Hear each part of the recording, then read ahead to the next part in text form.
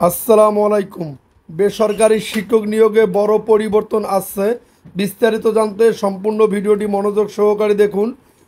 বেসরকারি শিক্ষা প্রতিষ্ঠানের শিক্ষক নিয়োগের নিয়মে আসছে বড় পরিবর্তন। এখন থেকে আর নিবন্ধন পরীক্ষা হবে না, নিয়োগ করা হবে সরাসরি সরকারি কর্ম কমিশনের পিএসসি বিশেষ বিসিএসের মতো করে। শিক্ষক নিয়োগের বিধি সংশোধনের উদ্যোগ নিয়েছে বেসরকারি শিক্ষক নিবন্ধন ও প্রত্যয়ন কর্তৃপক্ষ এনটিআরসিএ। এ উদ্যোগ চূড়ান্ত পর্যায়ে রয়েছে। এ বিধি জারি হলে এনটিআরসি সরাসরি শিক্ষক নিয়োগ বিজ্ঞপ্তি প্রকাশ করবে। সংশোধিত বিধিতে শিক্ষক নিবন্ধনের বিজ্ঞপ্তির পরিবর্তে নিয়োগ বিজ্ঞপ্তির উল্লেখ করা হবে। এছাড়া বিজ্ঞপ্তিতে আবেদনের দিন থেকে প্রার্থীর বয়স হিসাব করা হবে। নতুন বিধিতে বেসরকারি শিক্ষা প্রতিষ্ঠানে শূন্য পদের সংখ্যা দ্বিগুণ প্রার্থীকে ভাইবার জন্য ডাকা হবে। অর্থাৎ শূন্য পদের সংখ্যা 50,000 হলে ভাইভায় 1,00,000 প্রার্থীকে অংশগ্রহণ করবেন।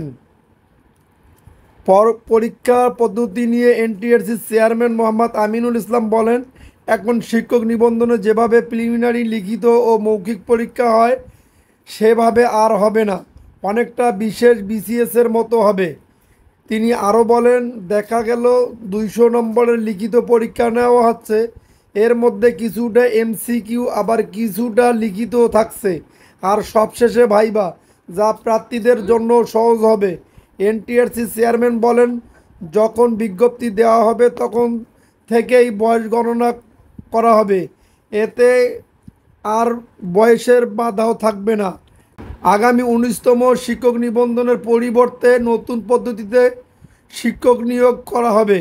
সংশোধিত বিধিটি আইন মন্ত্রণালয়ের ভেন্ডিংয়ের জন্য আছে, সেখান থেকে এলেই শিক্ষা মন্ত্রণালয় তা জারি করবে।